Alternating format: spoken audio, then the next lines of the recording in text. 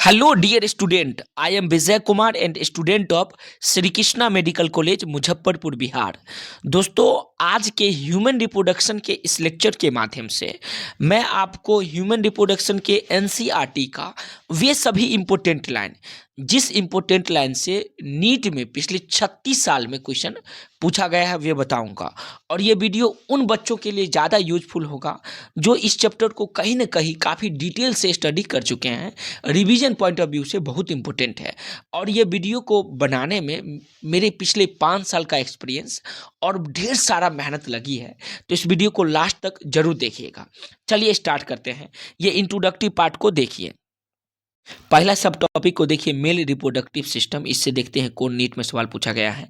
ये line most important line है। इस लाइन को आप ध्यानपूर्वक देखिएगा। देखिए, इतना लाइन से नीट में सवाल अक्सर पूछा जाता है और 2011 ईस्वी में पूछा जा चुका है। पढ़ते हैं, एक लाइन को देखते हैं। The testes are situated outside the abdominal cavity within a pouch called स्कोट्रम।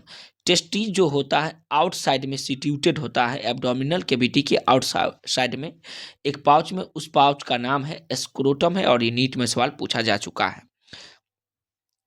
The scrotum help in maintaining the low temperature of testes.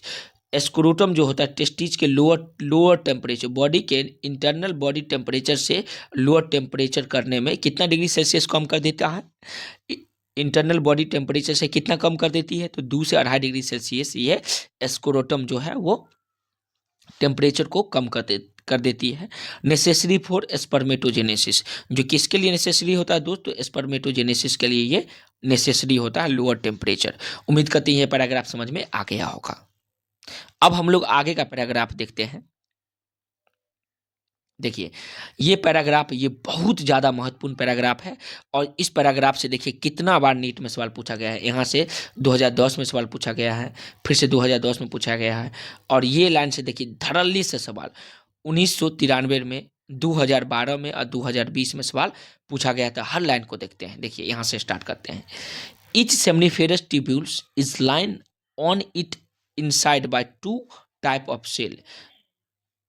Cell called male germ cell, spermatogonia and Sertoli cell. जितने भी seminiferous tubules होता है वो दो cell से क्या होता है, 2 प्रकार के लाइन से वो लाइंड होती है। जिसमें पहला को क्या कहेंगे, मेल जर्म सेल बोलेंगे, दूसरा को सर्टोली सेल कहेंगे। 2010 में यहाँ से क्वेश्चन पूछा गया है। अगला 2010 में देखिए, Sertoli cell provided nutrients to germ cell. Germ cell को न्यूट्रिशन कौन प्रोवाइड करवाती है, तो सर्टोली सेल प्रोवाइड करवाती है। और ये लाइन भी नीट में पूछा जा चुका है। आगे देखिए, इंटरस्टेशियल सेल, जिसको हम लोग लीडिंग सेल भी कहेंगे, तो ये Leydig cell synthesise and secretion testicular hormone called androgen. ये जो लीडिंग सेल होता है जिसको हम लोग इंटरस्टेशियल सेल भी कहेंगे। लीडिंग सेल को क्या कहेंगे दोस्त? इंटरस्टेशियल सेल कहेंगे। ये सिंथेसाइज करेगा और सेक्रेट करेगी टेस्टिकुलर हार्मोन, और उस टेस्टिकुलर हार्मोन का क्या नाम है, तो एंड्रोजन है। ठीक है, और ये नीट में सवाल पूछा जा चुका है एंड्रोजन से related. Other immunological component cell are also present. और भी ढेर सारे इम्यूनोलॉजिकल कंपोनेंट सेल का होता है जो इसमें प्रेजेंट होते हैं। किसमें? तो इंटरस्टिशियल सेल या लीडिंग सेल में प्रेजेंट होता है। देखिए कितना बार सवाल पूछा गया है। 1993 में, फिर 2012 में, 2020 में। तो बहुत इंपॉर्टेंट लाइन है। वीडियो को रोक करके और स्क्रीनशॉट लेते हुए एनसीईआरटी में मार्किंग करते हुए आगे बढ़िएगा। नेक्स्ट इंपोर्टेंट पैराग्राफ एनसीईआरटी का देखिए कितना ज़्यादा इंपॉर्टेंट है। यहाँ से धड़ल्ले से इस पैराग्राफ से सवाल पूछा जा चुका है। कब कब पूछी गई उसको देख लेते हैं। 2011 में, फिर 2016 में, 2019 में और 2014 ईस्वी में सवाल पूछा जा चुका है। तो ये बहुत ज़्यादा इंपॉर्टेंट है, इसको ध्यान रखेंगे। एक एक करके लाइन देखते हैं। The male accessory duct include rete testis, vas deferens, epididymis and vas deferens. देखिए बहुत इंपॉर्टेंट है। मेल एसेसरी डक्ट जो होता है वो किस किस को इंक्लूड करती है, तो रेड टेस्टिस को, वास इफरेंटिया को, एपिडिडायनेमिस को एंड वास डिफरेंस को, जो फिगर भी दिया गया है 2.1b में। और ये नीट में सवाल पूछा जा चुका, बहुत इंपॉर्टेंट है। अगला लाइन देखिए, the vasa efferentia leave the testis and open into epididymis. Vasa efferentia जो होती है लीव करती कहाँ से, टेस्टिस से, और कहाँ ओपन होती है तो एपिडिडायनेमिस में, जो located along the posterior surface of each testis. जितने भी पोस्टीरियर सरफेस है प्रत्येक टेस्टिस के, उस पर क्या होती है, ये लोकेटेड होता है। तो उम्मीद करते हैं ये लाइन भी समझ में आ गया होगा, और इस लाइन से भी नीट में सवाल देख रहे हैं ना, 2011, 2016, 2019 में पूछा जा चुका है। इस पैराग्राफ का लास्ट लाइन को देखिए, the urethra originate from the urinary bladder. Urethra कहाँ से ओरिजिनेट करती है तो यूरिनरी ब्लैडर से यूरेथ्रा ओरिजिनेट करती है। And extend through the penis, और एक्सटेंड कहाँ तक करती है दोस्तों, पेनिस तक। To it external opening called urethral meatus, और एक यूरेथ्रल मीटर एक्सटेंड कहाँ तक करती है, एक्सटर्नल ओपनिंग तक ये क्या करती हैं, एक्सटर्नल ओपनिंग, जिसको हम लोग क्या कहेंगे, यूरेथ्रल मीटस कहेंगे। और ये 2014 में सवाल पूछा जा चुका है। वीडियो को रोक करके और स्क्रीनशॉट लेते हुए आगे बढ़िए। पाथवे ऑफ स्पर्म देखिए, इससे नीट में 3 बार सवाल पूछा जा चुका है। 2010 ईस्वी में, 2016 में, 2019 में सवाल पूछा जा चुका है, तो आगे बहुत इंपॉर्टेंट रहेगा। पाथवे ऑफ स्पर्म में देखेंगे, सेमिनिफेरस ट्यूब्यूल से कहाँ जाएगा, रेड टेस्टिस में, और रेड टेस्टिस से वासा एफिडेंटिया में जाएगा, फिर वासा एफिडेंटिया से एपिडिडायनेमिस में जाएगी, एपिडिडायनेमिस से वास डिफरेंस में जाएगा, फिर इजैकुलेटरी डक्ट में जाएगा, वहाँ से यूरेथ्रा में जाएगा, और यूरेथ्रा से यूरेथ्रल मीटस में जाएगा। तो ये स्पर्म का क्या है, पाथवे है, बहुत इंपॉर्टेंट है, एनसीईआरटी में लिख लीजिएगा। अगला इंपोर्टेंट लाइन को देखते हैं। एनसीईआरटी का अगला इंपोर्टेंट लाइन देखिए, ये डायग्राम के जस्ट नीचे का जो लाइन है, ये मोस्ट इंपोर्टेंट लाइन है, इसको भी आप ध्यान रखेंगे। देखिए 3 बार यहां से क्वेश्चन पूछा जा चुका है, बस इतना सा लाइन से। मेल एसेसरी डक्ट जो 2.1a में दिया गया है, include pair seminal vesicle, a prostate and a pair bulbourethral gland, बहुत ज़्यादा इंपॉर्टेंट है। Mail accessory duct accessory gland जो होगा वो एक पेयर मतलब 2 की संख्या में सेमिनल वेसाइकल को, एक प्रोस्टेट ग्लैंड को, और 2 जो होगा पेयर बल्बोयूरेथ्रल ग्लैंड मतलब 2 की संख्या में बल्बोयूरेथ्रल ग्लैंड को ये क्या करती है, इंक्लूड करके रखती है। Secretion of this gland constitute the seminal plasma, ये जो सेक्रेशन होता है इस ग्लैंड का, जो किससे कंस्टिट्यूट मतलब मिलकर के बनी होती है तो सेमिनल प्लाज्मा से, which is rich in fructose, calcium and certain enzyme. ये जो सेमिनल प्लाज्मा से कंस्टिट्यूट होके रहती है, उसमें ज़्यादा मात्रा में क्या पाया जाएगा दोस्त, तो फ्रुक्टोज पाया जाएगा, कैल्शियम पाई जाएगी, एंड कुछ एंजाइम भी इसमें पाई जाएगी। और यहाँ से 2 बार 2009 में और 2019 में क्वेश्चन पूछा जा चुका है, तो ध्यान रखेंगे। The secretion of bulbourethral gland also help in lubrication of penis. Bulbourethral gland का जो सेक्रेशन होता है वो किस में हेल्प करती है, तो पेनिस के लुब्रिकेशन में ये हेल्प करती है। और 2020 में ये क्वेश्चन पूछा जा चुका है, तो ये भी लाइन बहुत इंपॉर्टेंट है, ध्यान रखेंगे। ये एनसीईआरटी के अनदर इंपॉर्टेंट लाइन की ओर बढ़ते हैं। अगला टॉपिक है फीमेल रिप्रोडक्टिव सिस्टम। इसमें देखिए ये जो फिगर दिया गया है, ये फिगर के जस्ट नीचे का लाइन देखिए, ये लाइन बहुत इंपॉर्टेंट है। 2010 ईस्वी में क्वेश्चन यहाँ से पूछा जा चुका है, याद रखेंगे। The part closer to the ovary is a funnel shape infundibulum. Ovary के क्लोजर में एक फनल शेप क्या पाया जाता है, पार्ट पाई जाती है, जिसको हम लोग क्या बोलेंगे, इनफंडिबुलम बोलेंगे। और 2010 में यहाँ से क्वेश्चन पूछा जा चुका है। ये फिगर देखिए, ये बहुत महत्वपूर्ण फिगर है। किसी भी इंस्टीट्यूट का, चाहे वो आकाश हो, एलिन हो, न्यू लाइट हो या पीडब्ल्यू हो, किसी भी इंस्टीट्यूट का टेस्ट सीरीज लेंगे तो जरूर ये फिगर आपको कभी न कभी टेस्ट सीरीज में मिलेगा ही। और इस फिगर से भी 2010 में क्वेश्चन पूछा गया था, नामांकित चित्र से पूछा जाएगा। देखिए diagrammatic section views of female reproductive system पूछा कैसा जाएगा, ये फीमेल रिप्रोडक्टिव सिस्टम में कोई एक ऑर्गन को हटा देगा। ये जैसे में फिम्बरी को हटा देगा, इनफंडिबुलम को हटा देगा, एम्प्यूला को, इस्थमस को, ओवरी को, फ्लोपियन ट्यूब को भी, यूटेराइन फंडस को, यूटेराइन कैविटी को हटा देगा। उसके बाद किस किस को इंडोमेट्रियम, मायोमेट्रियम एंड पेरीमेट्रियम को हटा देगा। सर्विक्स को हटा सकता है, सर्वाइकल कैनाल को हटा सकता है, और वेजाइना को हटा सकता है। और इसमें ABCD दे देगा, बोलेगा इसमें से पहचानिए कि कौन क्या होगा। तो वहाँ से आप बना लेंगे। 2010 में क्वेश्चन यहाँ से पूछा जा चुका है नीट में, ठीक है। तो उम्मीद करते हैं ये फिगर समझ में आ गया होगा। अब हम लोग आगे बढ़ते हैं, चलिए देखते हैं इम्पोर्टेंट पॉइंट को। ये पाथवे ऑफ मिल्क सेक्रेशन जो है ये बहुत ज़्यादा इंपॉर्टेंट है। और यहाँ से नीट में और एम्स में भी सवाल अक्सर पूछा जाता है, तो इसको आप याद रखेंगे। ये पाथवे को एक बार देख लीजिए, ठीक है। पाथवे ऑफ मिल्क सेक्रेशन में ग्लैंडुलर टिश्यू जो से कहाँ है कि मेमरी लोब से एल्वुलाई, एल्वुलाई से मेमरी ट्यूब्यूल्स में, मेमरी ट्यूब्यूल्स मेमरी डक्ट में, मेमरी डक्ट से एम्प्यूला में, और एम्प्यूला से लेक्टिफेरस डक्ट में आएगी। ये क्या होगा? पाथवे किसका? मिल्क सेक्रेशन का। यहाँ से नीट में और एम्स में सवाल पूछा जा चुका, तो इसको आप ध्यान रखेंगे।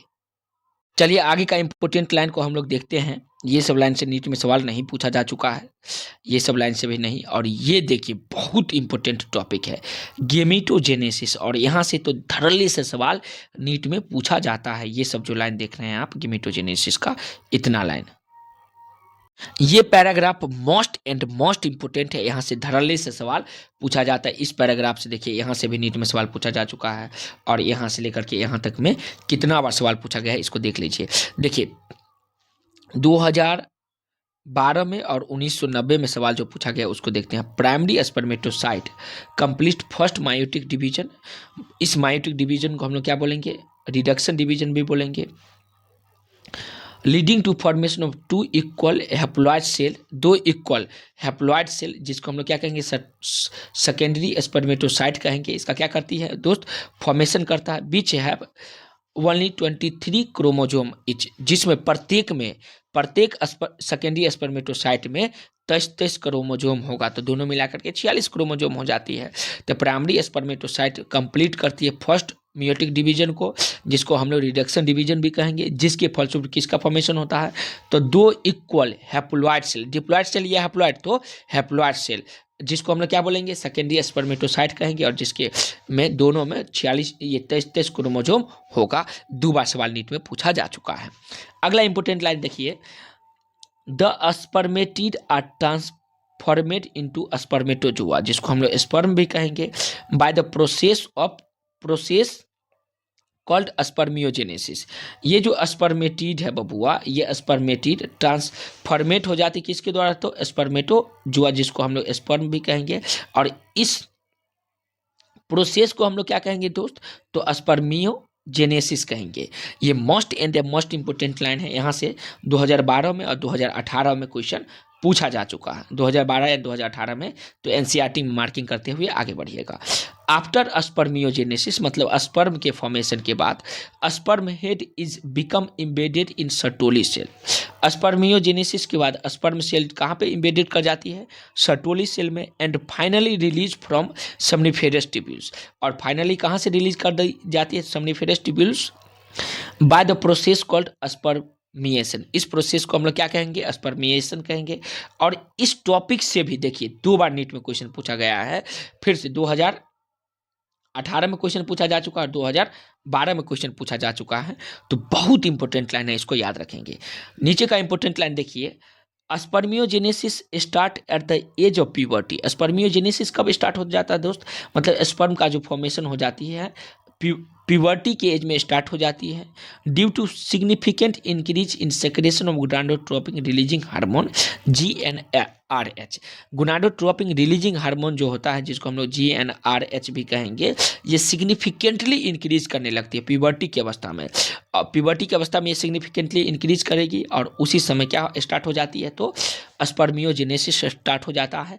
और 2012 में ये क्वेश्चन पूछा जा चुका है इस लाइन से, तो आप इसको याद रखेंगे। और दोस्त वीडियो अच्छा लग रहा है तो वीडियो को लाइक कीजिए और चैनल को सब्सक्राइब कीजिए और अपने भाई को सपोर्ट कीजिए।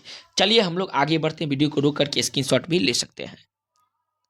इस फिगर को भी देख लीजिए, इस फिगर से भी नीट में सवाल पूछा जा सकता है। ये जो पार्ट्स देख रहे हैं ये है स्पर्मेटोगोनियम है, और ये जो ऊपर का पार्ट देख रहे हैं यह सर्टोली सेल है। क्या है दोस्त? सर्टोली सेल है।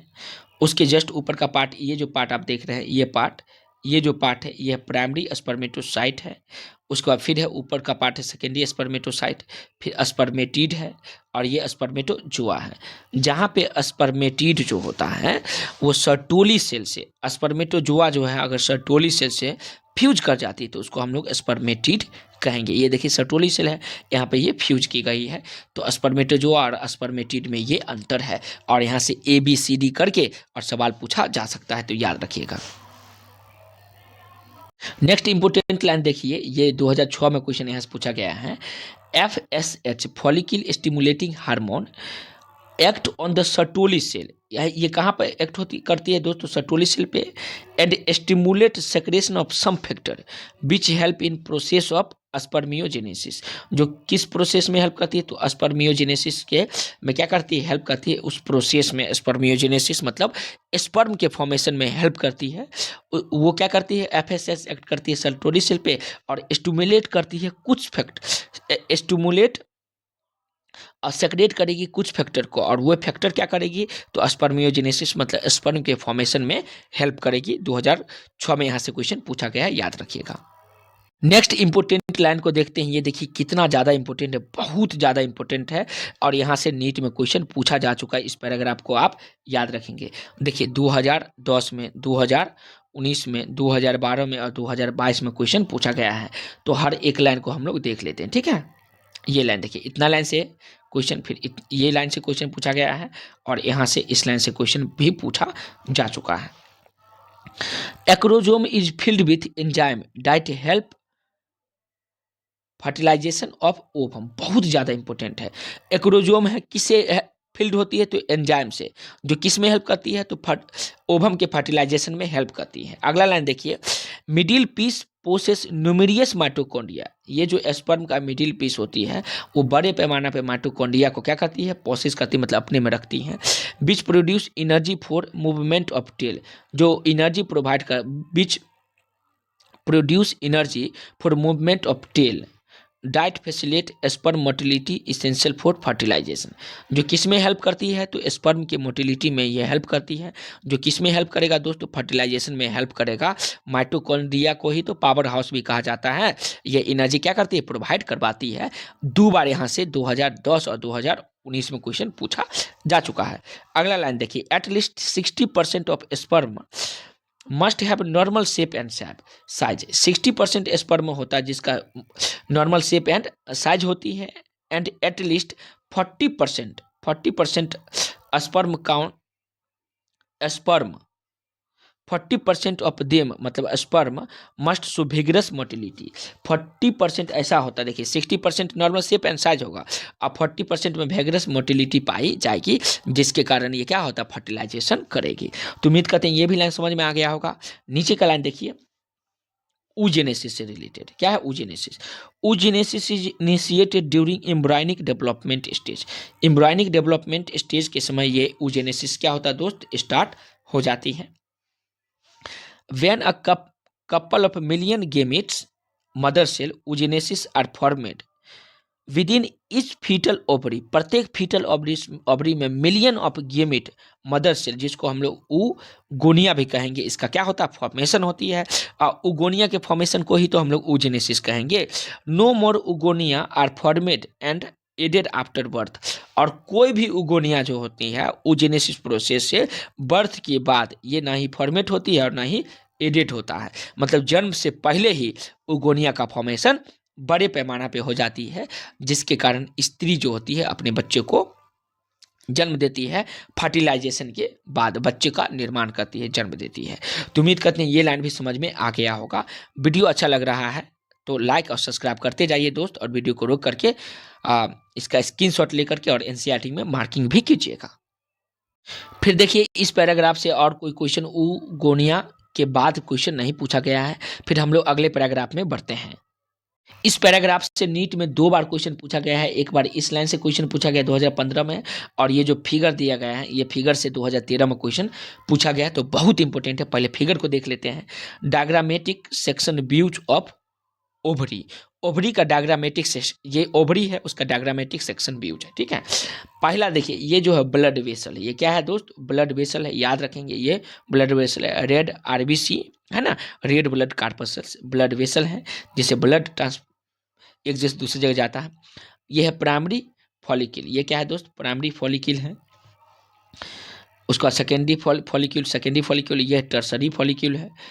Follicle showing antrum, tertiary follicle जो एंट्रम को शो करती है। यह है ग्राफियन फॉलिक्यूल, ये जो पॉइंट है, ये पॉइंट ये क्या है? ग्राफियन फॉलिक्यूल है, तो इसको भी आप याद रखेंगे, ग्राफियन फॉलिक्यूल।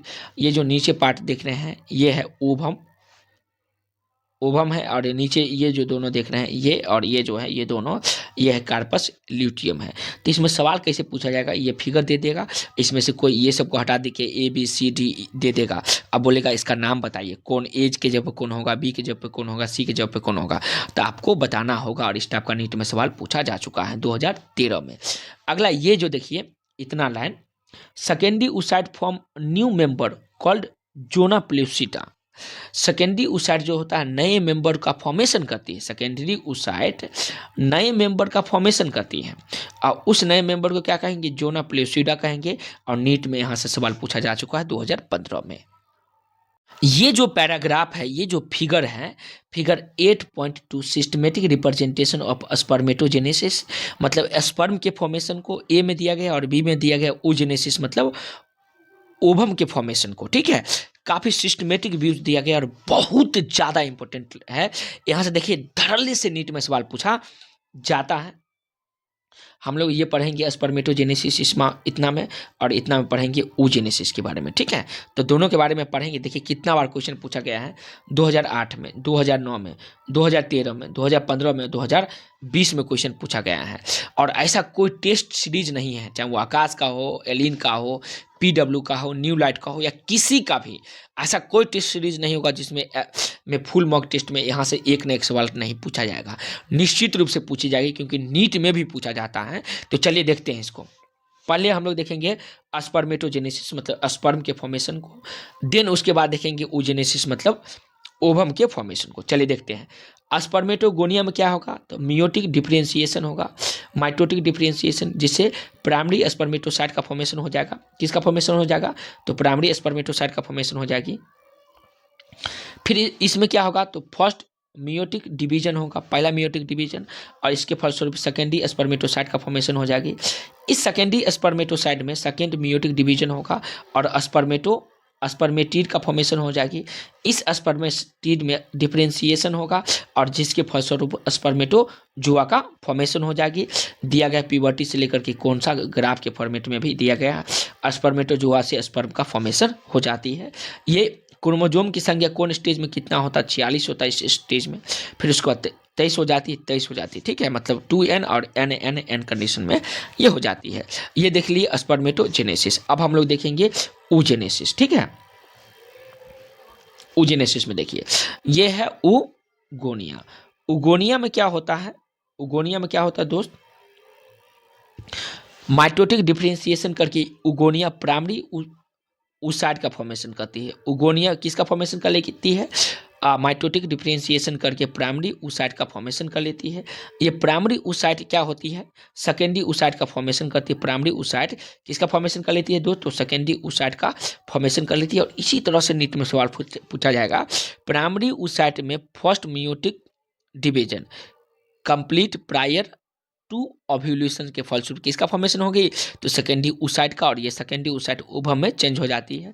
ये कौन कौन स्टेज में, प्राइमरी oocyte में फीटल लाइफ होगा, ये first prior to fusion, complete prior to fusion ovulation, या फर्स्ट मियोटिक डिवीजन जो होती है ये चाइल्ड का बर्थ में, ये प्यूबर्टी स्टेज में होता है। फिर उसके बाद इसमें फर्स्ट पोलर बॉडी का निर्माण करता है, फर्स्ट पोलर बॉडी।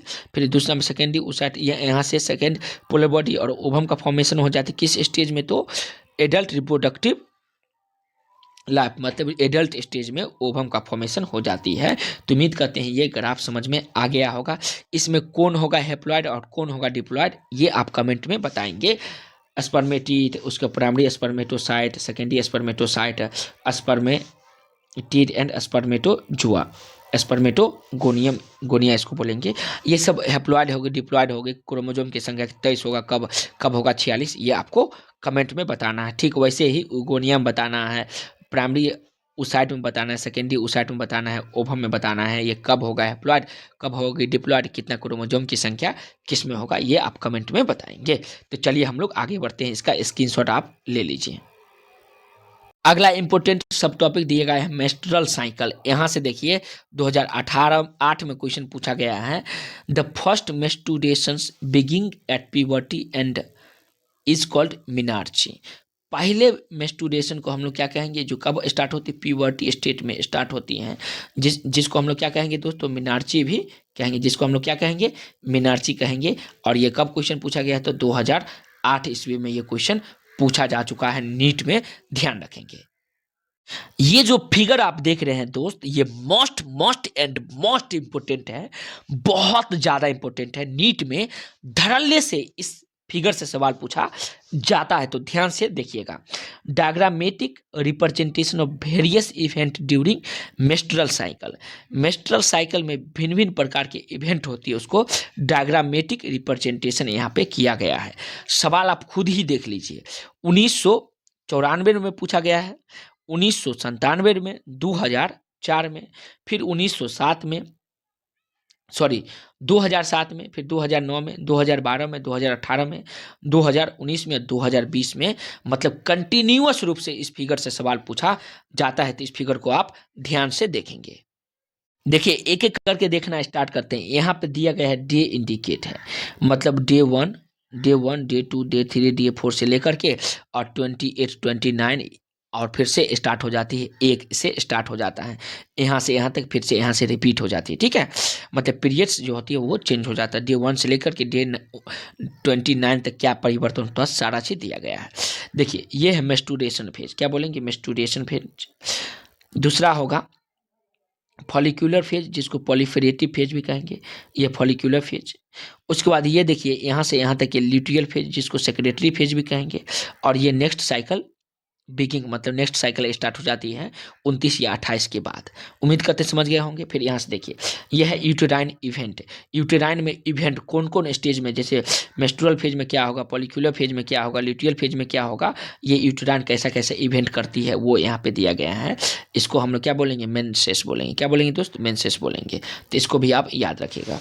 ये है ओवेरियन हार्मोन लेवल। ओवरी में जो होता है हार्मोन का लेवल, उसको यहाँ पे इंडिकेट किया गया है, तो इस बात को आप याद रखेंगे। ओवेरियन हार्मोन लेवल यहाँ पे दिया गया है। देखिए ये जो है रेड कलर का, ये रेड कलर का देख रहे हैं, ये है प्रोजेस्ट्रोजन, प्रोजेस्ट्रोजन। और ये जो देख रहे हैं ये क्या है, एस्ट्रोजन है।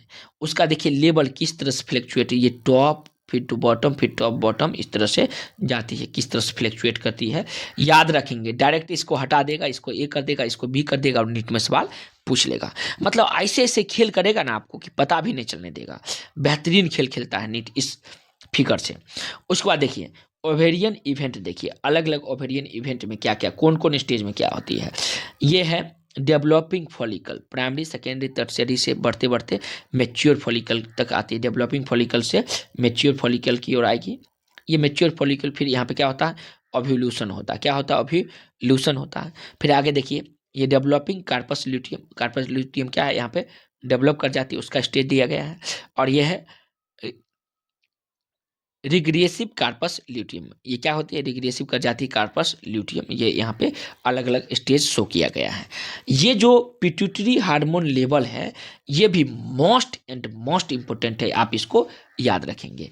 FSH और फॉलिकल स्टिमुलेटिंग हार्मोन, FSH और LH का फुल फॉर्म आप बताएंगे कमेंट में, बिल्कुल सही बता रहे हैं। ल्यूटिनाइजिंग हार्मोन होगा, क्या होगा, ल्यूटिनाइजिंग हार्मोन। और FSH का फुल फॉर्म होगा फॉलिकल स्टिमुलेटिंग हार्मोन। ये FSH रेड कलर का FSH दिया गया, देखिए किस तरह से ये फ्लक्चुएट करती हैं। फिर LHS भी किस तरह से फ्लक्चुएट करती है, वो पिक पे कब आती है और कब स्लो डाउन हो जाती है, कब इंक्रीजिंग होती है, कब पिक पे आती है, कब डाउन हो जाती है, ये सारा बात दिया गया है। तो इस फिगर को याद करने के लिए अभी वीडियो को रोक लीजिए, या क्लास के बाद इसको लिख लिख करके 4 बार 5 बार दोस्त मेहनत कीजिए, क्योंकि मोस्ट इंपोर्टेंट है। आपके सपना जो आप इतना वर्षों से सपना देख रहे थे कि नीट पास करेंगे, मेडिकल कॉलेज में जाएंगे, वहाँ की ज़िंदगी को जिएंगे, लोगों को हेल्प करेंगे, उसके बीच में ये ग्राफ बाधा बन के यहाँ से क्वेश्चन आएगी, तो उसको यहीं से ध्वस्त करते हुए आगे बढ़िए। उम्मीद करते हैं ये जो फिगर है समझ में आ गया होगा, इसको लिख लिख करके याद कर लीजिएगा।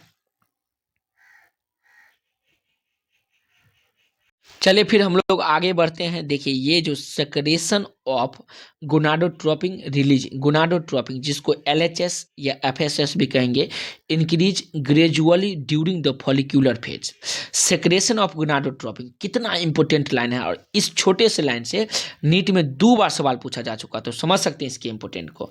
सेक्रेशन ऑफ गोनाडोट्रोपिन, गोनाडोट्रोपिन कौन, LHS और FHS इंक्रीज ग्रेजुअली इंक्रीज करती है, कौन, तो during the follicular phase.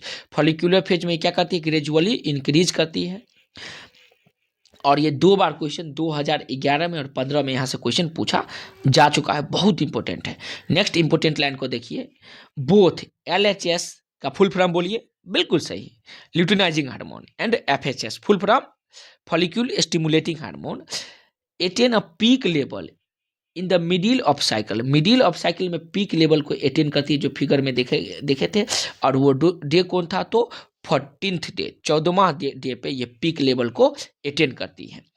Rapid secretion of LHS leading to it maximum level during middle cycle. Rapid secretion होता है जिससे लीडिंग करती है, लीडिंग LHS क्या होती है, मैक्सिमम हो जाती है level during middle cycle, called LHS surge induce rupture of Graafian follicle and thereby release of ovum, जिसको ओव्यूल्यूशन भी कहेंगे। LHS का रैपिड सेक्रेशन होता है मिडिल टाइम में, मिडिल मतलब वही 14 डे में, 28 डे का होता है ना दोस्त, 28 डे का हाफ कोट कितना होगा, तो 14 डे होगा। तो 14 डे में रैपिड सेक्रेशन होता है, जिसके कारण क्या इंड्यूस होती है, तो ओव्यूल्यूशन इंड्यूस होती है, मतलब ओवम का फॉर्मेशन हो जाती है, ओवम का रिलीज होता है। फिर यहाँ से भी क्वेश्चन पूछा गया है। आगे देखिए, corpus luteum secrete large amount of प्रोजेस्ट्रोजोन।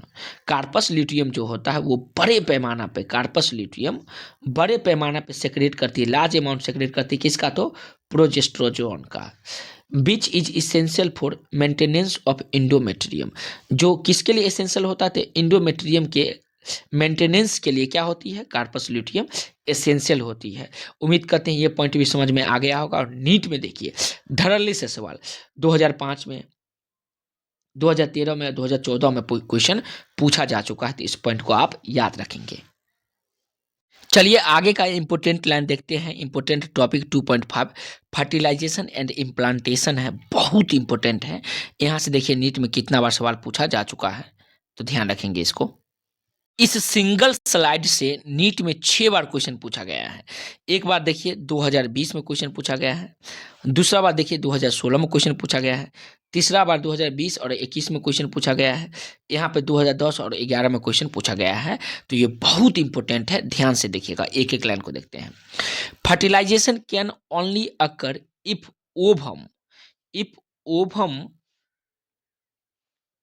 ovum and sperm are transported simultaneously to the ampullary region।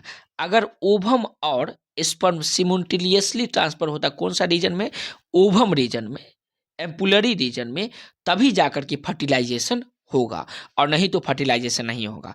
पहले आ जाएगा ओवम, फिर बाद में आ जाएगा स्पर्म, तो फर्टिलाइजेशन दोस्त यहाँ पे नहीं होगा, ध्यान रखेंगे।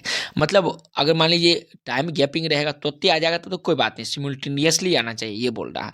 अगर अलग अलग टाइम में आ जाएगा तब तो डेथ कर जाएगा, तब तो वो फर्टिलाइजेशन करेगी ही नहीं, यही बात बता रहा है। आगे देखिए, this is the reason why not all copulation lead to fertilisation and pregnancy. ये जो रीजन है, क्यों नहीं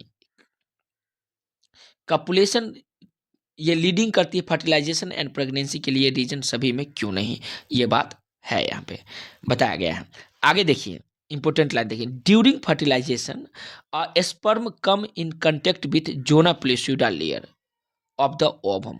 ओवम के जोना प्लूसिडा लेयर से क्या होता है, फर्टिलाइजेशन के समय स्पर्म किसके कांटेक्ट में आ जाती है, तो ओवम के जोना प्लूसिडा लेयर से, and induce change in membrane that block the entry of additional hormone. और ये इंड्यूस करती है और मेम्ब्रेन में चेंजिंग लाती है, जिसके कारण वो एडिशनल हार्मोन और भी ढेर सारे हार्मोन हैं उसके इंटरिंग को यहाँ पर क्या कर देती है, ब्लॉक कर देती है। इंटरिंग को क्या करती है दोस्त, ब्लॉक कर देती है। और यहाँ से 2 बार क्वेश्चन 2020 और 2021 में क्वेश्चन पूछा गया था। आगे देखिए, secretion of acrosome help the sperm enter into cytoplasm of ovum through the zona pellucida and the plasma. आगे देखें, सेक्रेशन ऑफ एक्रोजोम, एक्रोजोन का जो सेक्रेशन है वो हेल्प करती है किसके इंटरिंग में, तो स्पर्म के इंटरिंग में। कहाँ पे, इनटू साइटोप्लाज्म, किसके साइटोप्लाज्म, तो ओवम के साइटोप्लाज्म। थ्रू द जोना प्लेसिडा, किसके हेल्प से, तो जोना प्लेसिडा की हेल्प से, एंड प्लाज्मा मेम्ब्रेन के हेल्प से। तो उम्मीद करते हैं ये पूरा लाइन समझ में आ गया होगा। वीडियो को रोक करके स्क्रीनशॉट लेकर के और एनसीईआरटी में मार्किंग कर लीजिए। जोना प्लेसिडा एंड प्लाज्मा मेम्ब्रेन, ठीक है। आगे का लाइन देखिए कितना इंपोर्टेंट है, और यहां से भी नीट में धड़ल्ले से सवाल पूछा जाता है। चलिए यहां से स्टार्ट करते हैं। This induce the completion of meiotic division, ये किसको इंड्यूस करती है, तो किसके कंप्लीशन को, मियोटिक डिवीजन के कंप्लीशन को इंड्यूस करेगी। Meiotic division of the secondary oocyte, secondary oocyte के मियोटिक डिवीजन को ये क्या करेगी, इंड्यूस करेगी। The second meiotic division is also unequal and result in the formation of secondary polar body. बहुत इंपॉर्टेंट है, सेकेंडरी मियोटिक डिवीजन जो है वो क्या है, अनइक्वल है, और जिसके रिजल्ट से किसका फॉर्मेशन होता है, सेकेंडरी पोलर बॉडी का फॉर्मेशन हो जाती है।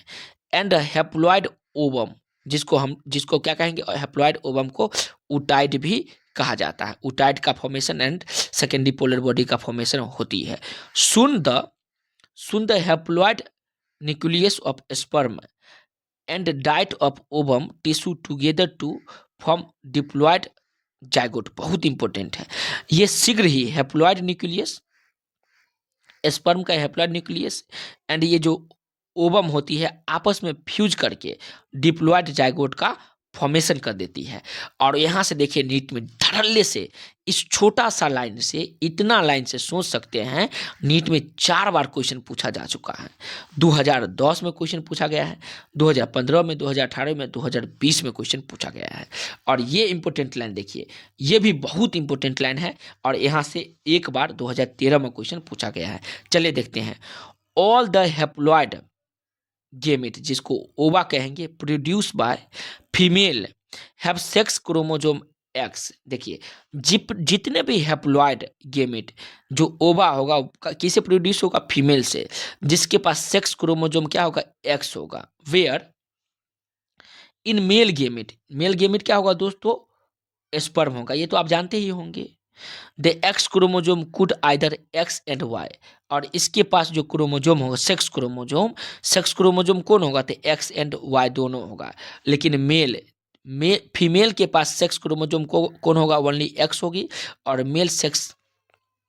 मेल में जो स्पर्म होता है उसके पास सेक्स क्रोमोजोम कौन होगा, तो दोनों, आइदर एक्स एंड वाई दोनों होगी। Hence 50% of sperm carry X chromosome while 50% carry Y chromosome. बहुत इंपॉर्टेंट लाइन है। मेल गेमेट मतलब स्पर्म में जो सेक्स क्रोमोजोम होगा दोनों होगा, एक्स एंड वाई दोनों होगा, जिसमें 50% स्पर्म जो होगा एक्स क्रोमोजोम को कैरी करेगी, और 50% क्या होगा, वाई क्रोमोजोम को कैरी करेगी। 2013 में क्वेश्चन पूछा जा चुका है। एक एनसीईआरटी खुद क्वेश्चन पूछती है कि मेल और फीमेल जब आपस में, महिला और पुरुष जब आपस में क्या करती है, फर्टिलाइजेशन करती है, मतलब समझ गए होंगे कि इसके फलस्वरूप फर्टिलाइजेशन होता है। फर्टिलाइजेशन के फलस्वरूप जब बच्चे का जन्म होता है, बच्चा लड़का होगा या लड़की, इसके लिए उत्तरदायी कौन होगा, महिला होगा या पुरुष होगा, ये आपको कमेंट में बताना है। उम्मीद करते हैं ये पैराग्राफ भी पूरा समझ में आ गया होगा। वीडियो रोक करके और स्क्रीनशॉट लेते हुए आगे बढ़िए।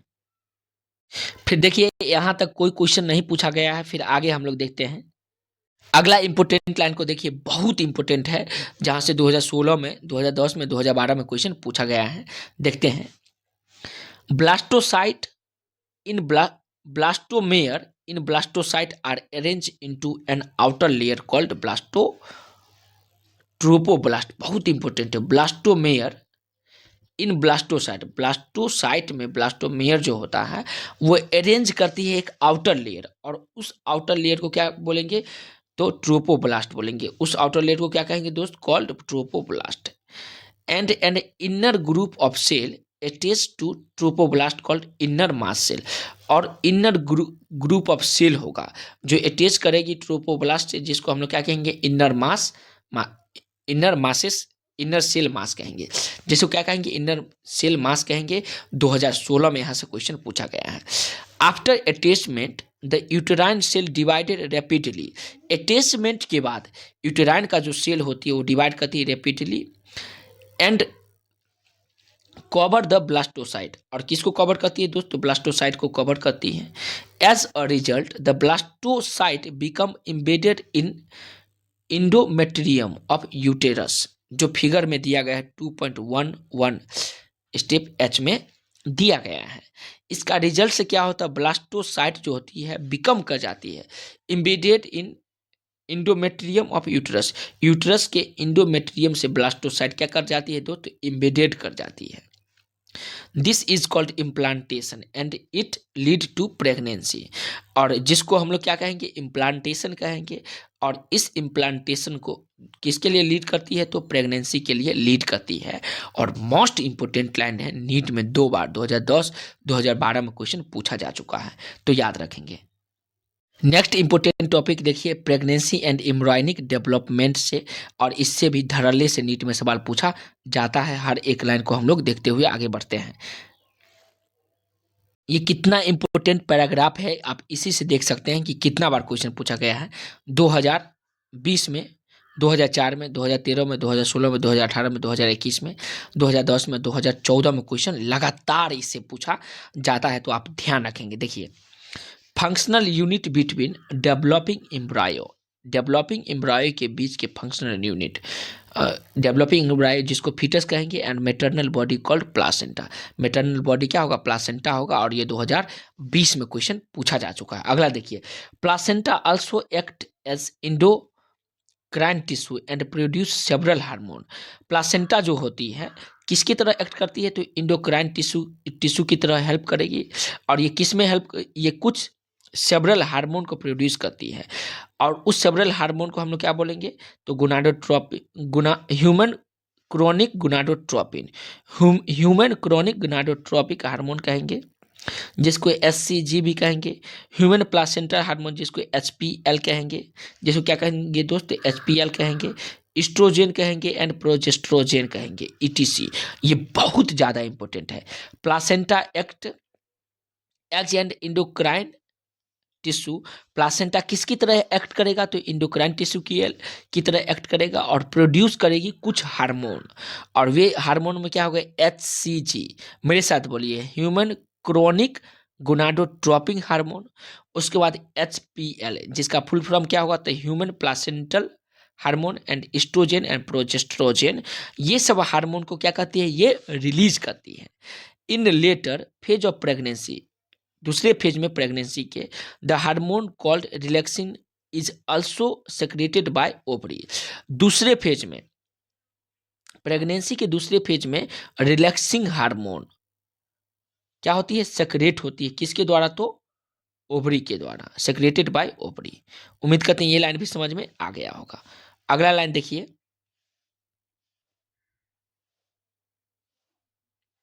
Late us remember that HCG, human chorionic gonadotropin, and HPL, human placental lactogen and relaxin are produce in women during pregnancy.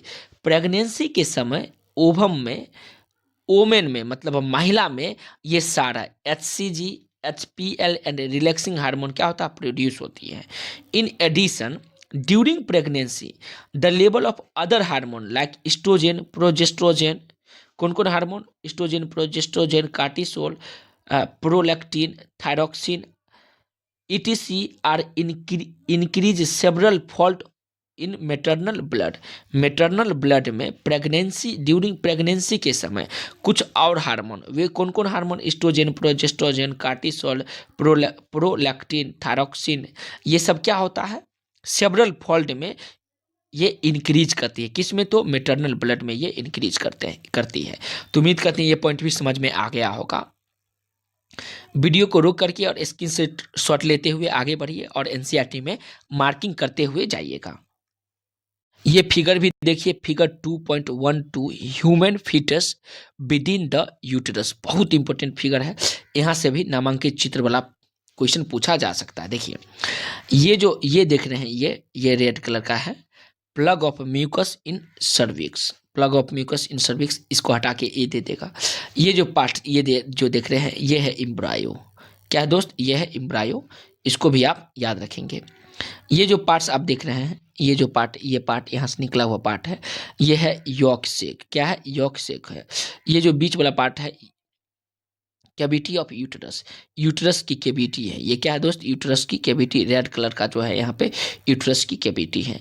ये जो है ये देख रहे हैं प्लासेंटा है, प्लासेंटा है जो एम्ब्रायो से डायरेक्टेड कनेक्टेड है ना, प्लासेंटा एम्ब्रायो से, देखिए डायरेक्टेड कनेक्टेड है, एम्ब्रायो से डायरेक्टेड कनेक्टेड। कलर को चेंज कर देते तो बढ़िया समझ में आएगा। ये देखिए एम्ब्रायो से डायरेक्ट क्या कनेक्टेड है, एम्ब्रायो से डायरेक्टेड कनेक्टेड है। प्लासेंटा बहुत इंपॉर्टेंट है, इसको याद रखेंगे। उसके बाद है ये जो आप देख रहे हैं ये बीच का पार्ट, ये है embryonal umbilical cord with it vessel. Umbilical cord किसके साथ? तो अपने वेसल के साथ यहाँ पे दिया गया है, बहुत इंपॉर्टेंट है, आप इसको याद रखेंगे। अगला देखिए, इमीडिएटली आफ्टर इम्प्लांटेशन, इम्प्लांटेशन के just immediately the inner cell mass, जिसको हम लोग एम्ब्रॉय कहेंगे, inner cell mass differentiated, inner cell mass differentiated, inner cell mass differentiated into an outer layer called ectoderm। inner cell mass जो होती है वो differentiated कर जाती है outer layer, जिस outer layer को हम लोग क्या कहेंगे? ectoderm कहेंगे। एंड इनर लेयर, और एक इनर लेयर जिसको हम लोग क्या कहेंगे? इंडोडर्म में ये डिफरेंशिएटेड कर जाती है। अब मीजोडर्म सुन अपीयर, शीघ्र ही ये मीजोडर्म क्या होती है? अपीयर होती है। बिटवीन एक्टोडर्म एंड इंडोडर्म के बीच में मीजोडर्म क्या होती है? अपीयर कर जाती है। जो 2018 में क्वेश्चन पूछा गया है, इसको आप याद रखेंगे। ये पैराग्राफ देखिए बहुत इंपॉर्टेंट पैराग्राफ है। इसका ये जो लाइन है, first movement of foetus, foetus का first movement and appearance of hair on the head usually observe during the 5th month. मतलब 5वां मंथ में, कौन कौन मंथ? पहला मंथ, फिर दूसरा मंथ, तीसरा मंथ, चौथा मंथ, 5वां मंथ में क्या क्या डेवलपमेंट होती है फीटस में, उसी के बारे में इस पूरे पैराग्राफ में दिया गया है। इस पूरे पैराग्राफ में उसी के बारे में दिया गया है और क्वेश्चन पूछा गया है इस लाइन से क्वेश्चन पूछा गया, बताया गया है कि 5वां मंथ में पहला मूवमेंट होती है फीटस का। फर्स्ट मूवमेंट कब होती है? तो फीटस का तो 5th मंथ में, और उसमें क्या होती है? हेड पे हेयर भी दिखने को मिलता है, हेड पे हेयर भी देखने को मिलता है। By the end of about 24 week, जिसको एंड ऑफ सेकेंड ट्राइमेस्टर भी कहेंगे, या 24 वीक या 5th मंथ में ये दिखाई देता है फीटस में फर्स्ट मूवमेंट, और हेयर हेड पे दिखाई देता है। 2010 ईस्वी में पूछा गया क्वेश्चन है। अगला देखिए पार्चुरेशन से देखते हैं। पार्चुरेशन से भी बहुत ज़्यादा इंपॉर्टेंट है और रेपिडली सवाल पूछा गया है, तो बहुत इंपॉर्टेंट है, ध्यान रखेंगे पार्चुरेशन से। एनसीईआरटी का लास्ट पैराग्राफ और मोस्ट इंपोर्टेंट है, तो इसको याद रखेंगे। इतना पैराग्राफ से देखिए नीट में धड़ल्ले से 2008 में, फिर 2009 में, 2010 में, 2022 में, 2013 में, 2015 में और 2021 में क्वेश्चन लगातार पूछा गया है। तो हर एक लाइन का मीनिंग चलिए समझ लेते हैं। The signal for parturition originate from fully developed fetus and placenta. देखिए पार्चुरेशन का सिग्नल जो होता है, पार्चुरेशन का सिग्नल कहाँ से ओरिजिनेट करती है दोस्त? पार्चुरेशन का सिग्नल ओरिजिनेट करेगी फुल्ली डेवलप्ड फीटस से और प्लासेंटा से ये ओरिजिनेट करती है। विच इंड्यूस, ये जो सिग्नल है पार्चुरेशन का, इंड्यूस करेगी mild uterine contraction called fetal ejection reflex. देखिए ये जो सिग्नल है किसको इंड्यूस करेगी? तो माइल्ड यूटेराइन कंट्रैक्शन को, जिसको हम लोग क्या कहेंगे? फीटल इजेक्शन रिफ्लेक्स भी कहेंगे। This trigger release of oocyte, ये ट्रिगर किसको रिलीज करेगी? oocyte को from the maternal pituitary, maternal pituitary से oocyte को ये क्या करेगी? रिलीज करेगी। ठीक है।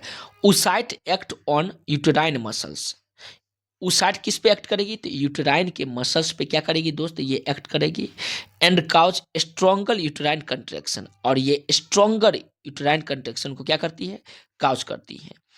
Which in turn stimulate further secretion of oocyte, और ये किसको फिर से स्टिमुलेट करती है? तो oocyte के सेक्रेशन को फर्दर स्टिमुलेट करती है।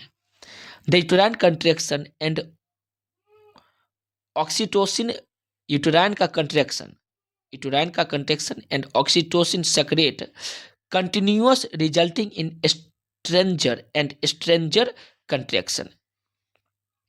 स्ट्रॉन्जर एंड स्ट्रॉन्जर कंट्रैक्शन को कौन कौन, तो uterine contraction and oocyte secretion क्या कहती है दोस्त, तो कंटिन्यूअस, इसका रिजल्ट क्या होता है, यूटेराइन का सेक्रेशन होगा या ओसाइट का सेक्रेशन। यूटेराइन कंट्रैक्शन, यूटेराइन क्या होती है, यूटेराइन का वाल जो होती है, यूटेराइन का वाल कंट्रैक्ट करेगी और उस साइड का जो सेक्रेशन होगी जिसका रिजल्ट क्या होगा, स्ट्रॉन्गर एंड स्ट्रॉन्गर कंट्रैक्शन होने लगेगी और जिसके फलस्वरूप क्या होता है, पार्चुरेशन ऑफ बेबी होती है, मतलब बेबी का पार्चुरेशन होता है। तो ये मोस्ट इंपोर्टेंट लाइन है, एक बार क्विक रिकैप लेते हैं। पार्चुरेशन का सिग्नल जो होगा वो किससे ओरिजिनेट करेगी, तो फुल्ली डेवलप्ड फीटस से या प्लासेंटा से। ये किसको इंड्यूस करेगी, तो माइल्ड यूटेराइन कंट्रैक्शन को, जिसको हम लोग फीटल इजेक्शन रिफ्लेक्स भी कहेंगे। ये किसको ये ट्रिगर रिलीज करेगी, ओसाइट को। किससे रिलीज होगी ओसाइट, तो मैटरनल पिट्यूटरी से। और ये ओसाइट एक्ट करेगी यूटेराइन मसल्स पे और जिसका काउज होगा, ये जिसका काउज स्ट्रॉन्गर यूटेराइन कंट्रैक्शन होगी जिसके कारण, और ये स्टिमुलेट करेगी किस किस को, तो ओसाइट के सेक्रेशन को स्टिमुलेट करेगी, यूटेराइन कंट्रैक्शन और ओसाइट का सेक्रेशन का रिजल्ट क्या होगा, स्ट्रॉन्गर एंड स्ट्रॉन्गर कंट्रैक्शन होगी। और यहाँ से नीट में सवाल पूछा जा चुका है। तो उम्मीद करते हैं आज के लेक्चर में जो भी बातें बताया गया होगा समझ में आई होगी। वीडियो अच्छा लगा तो लाइक कीजिए और चैनल को सब्सक्राइब कीजिए और भारत के उन सभी गरीब से गरीब बच्चों तक पहुँचाइए इस वीडियो को जो सिर्फ और सिर्फ गरीबी के कारण बड़े बड़े शहर जैसे पटना, कोटा, दिल्ली, मुंबई जा कर के तैयारी नहीं कर पाते हैं। और कोई भी प्रॉब्लम हो तो कमेंट बॉक्स में बताइए। धन्यवाद दोस्तों।